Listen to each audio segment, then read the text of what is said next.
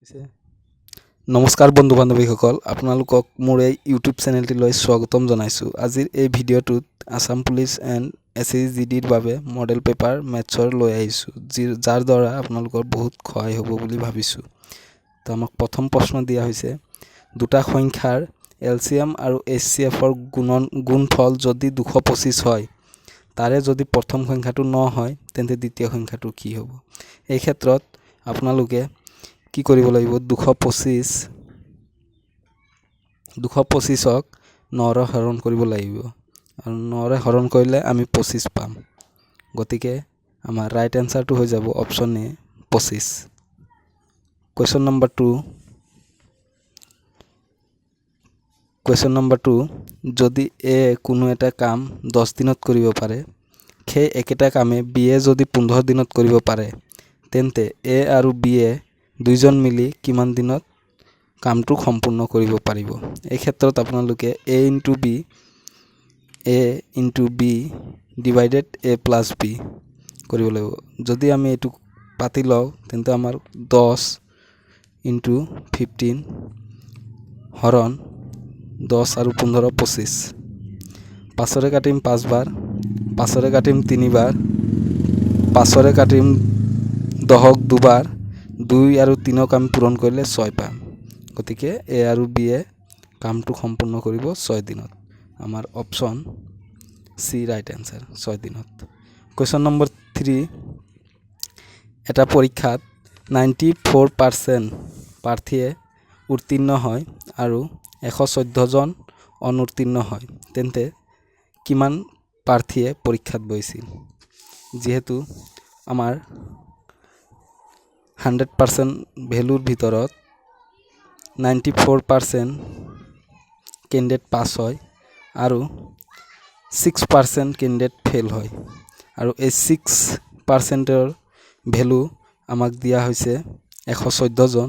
তাৰে আমি যদি 1%ৰ প্ৰাৰ্থীৰ সংখ্যা ওলাওঁ, 19 জন হ'ব। এই 19ক যদি আমি 100ৰ লগত পূৰণ কৰি দিওঁ, আমি 1900 পাম। গতিকে টোটেল কেণ্ডিডেট সংখ্যা হ'ব 1900। Option number B right answer. Question number 4, ৰমনে এটা চাইকেল 6000 টকাত বিক্ৰী কৰিলে 20% লোকচান হয়, তেন্তে 20% লাভত বিক্ৰী কৰিবলৈ হ'লে কিমান টকাত বিক্ৰী কৰিব লাগিব? যিহেতু আমাৰ 100% ভেলু থাকে, 100ৰ ভিতৰত আমাৰ 20% লোকচান হ'ল, 20% লোকচান হ'ল মানে 80% টকাত বিক্ৰী কৰিলে, আৰু সেই 80%ৰ ভেলু আমাক দিয়া হৈছে 6000 টকা। 6000 টকা আমাৰ এইটো 20% লাভত বিক্ৰী কৰিব লাগিব, গতিকে আমি 120%ত বিক্ৰী কৰিব লাগিব, আৰু তলত হৈ যাব 80%। 0ৰ লগত আমি 0 কাটি দিম, 8ক আমি 4ৰে কাটিম 2 বাৰ, 4ৰে কাটিম 2 বাৰ, 12ক আমি 4ৰে কাটিম 3 বাৰ, 2ৰে 6000ক কাটিম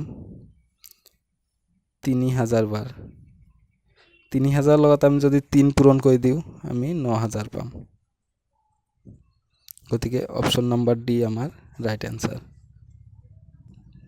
কুৱেশ্যন নম্বৰ 5, 8 আৰু 15ৰ চতুৰ্থ সমানুপাতিক হৈছে। গতিকে আমাক কুৱেশ্যন নম্বৰ 5ত সুধিছে 5, 8 আৰু 15ৰ চতুৰ্থ সমানুপাত কি হ'ব? এই ক্ষেত্ৰত আপোনালোকে কি কৰিব লাগিব? বি ইনটু চি ডিভাইডেড এ। গতিকে 8 পূৰণ 15 ডিভাইডেড 5। 5ৰে 15ক 3 বাৰ কাটিম, 8ৰ লগত 3 পূৰণ কৰিলে আমি 24 পাম। গতিকে option number B 24 right answer.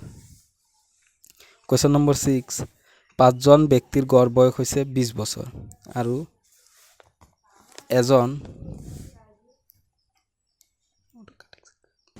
Question number 6ত দিয়া আছে আমাক 5জন ব্যক্তিৰ গড় বয়স 20 বছৰ আৰু এজন ব্যক্তি জড়িত হোৱাত গড় বয়স 22 বছৰ হয়, তেন্তে নতুনকৈ জড়িত হোৱা ব্যক্তিজনৰ বয়স কিমান? আমি এই ক্ষেত্ৰত 5জনৰ গড় বয়স যিহেতু 20 বছৰ দিয়া হৈছে, 5 ইনটু 20 ইজুকেল 100 আৰু এজন ব্যক্তি জড়িত হোৱাত গড় বয়স হৈ যায় 22 বছৰ, অৰ্থাৎ ব্যক্তি হৈ যাব আমাৰ 6 জন। 6 লগত আমি 22 যদি পূৰণ কৰি দিওঁ আমি পাম 132 আৰু এতিয়া আমি 132ৰ পৰা যদি আমি 100 মাইনাছ কৰি দিওঁ তেতিয়া আমি পাই যাম 32, অৰ্থাৎ নতুনকৈ জড়িত হোৱা ব্যক্তিজনৰ বয়স হ'ব 32 বছৰ। আমাৰ বাবে ৰাইট এনসাৰ হ'ব অপশ্যন এ 32। এটা ৰেলগাড়ী কুৱেশ্যন নম্বৰ 7, এটা ৰেলগাড়ী 54 কিলোমিটাৰ গতিত চলি আছে, তেন্তে 450 মিটাৰ দূৰত্ব অতিক্ৰম কৰিবলৈ কিমান ছেকেণ্ডৰ প্ৰয়োজন হ'ব? এই ক্ষেত্ৰত আমি এটা কাম কৰিব লাগিব, যিহেতু আমাক স্পীডটো কিলোমিটাৰত দিয়া হৈছে, এইটো আমি মিটাৰত কনভাৰ্ট কৰিব লাগিব। 54ক আমি মিটাৰত কনভাৰ্ট কৰিব হ'লে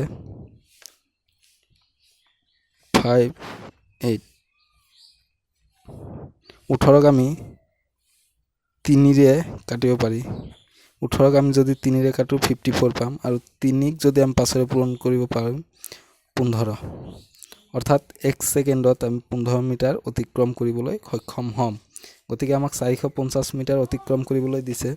এই ক্ষেত্ৰত আমি 450ক 15ৰে ডিভাইডেড কৰিম। 15 3 গুণ 45, 0 এটা আছে 0, গতিকে 30 ছেকেণ্ড সময়ৰ প্ৰয়োজন হ'ব। Option number B right answer. Question number 8, ৰহিমে কৰিমৰ পৰা 12,000 টকা 5%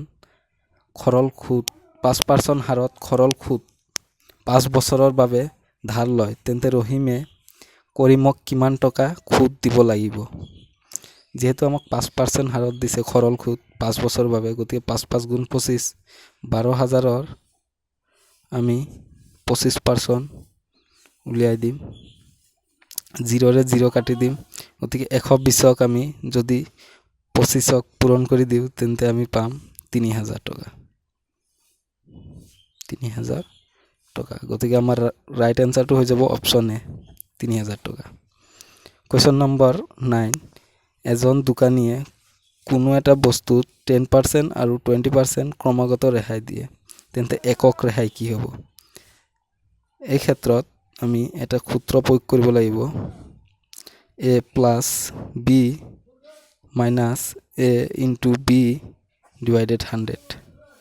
এর ভ্যালু দিয়া হয়েছে আমাক 10, বির ভ্যালু দিয়া হয়েছে আমাক 20 plus 20 minus a into b 10 into 20 divided 100। 0রে 0 কাটিব, 1 2 2 আর 10 আর 20 যোগ করলে আমি 30 পাম। 30-ৰ পৰা যদি আমি 2 মাইনাস করে দিও আমি পাম 28%। গতিকে আমার বাবে অপশন এ রাইট আনসার হব। কুৱেশ্যন নম্বৰ 10, এটা আয়তৰ কালি ওলোৱা যাৰ দৈৰ্ঘ্য আৰু প্ৰস্থ 5 সেন্টিমিটাৰ আৰু 2 সেন্টিমিটাৰ, তেন্তে আয়তটোৰ কালি কিমান হ'ব? এই ক্ষেত্ৰত আপোনালোকে L ইনটু B হ'ব। কালিৰ সূত্ৰ, আয়তৰ কালিৰ সূত্ৰ হৈছে L ইনটু B। যেহেতু আমাক L দিয়া হৈছে 5 সেন্টিমিটাৰ ইনটু B এর ভ্যালু দিয়া হয়েছে আমাক 2 সেন্টিমিটার, গতিকে আমি পাই যাম 5 2 10 centimetre. Option A right answer. গতিকে আজিৰ এই ভিডিঅ'টোত 10টা প্ৰশ্ন ৰাখিছোঁ। কেনেকুৱা পালে আপোনালোকে নিশ্চয় কমেণ্ট কৰি জনাব। Thank U.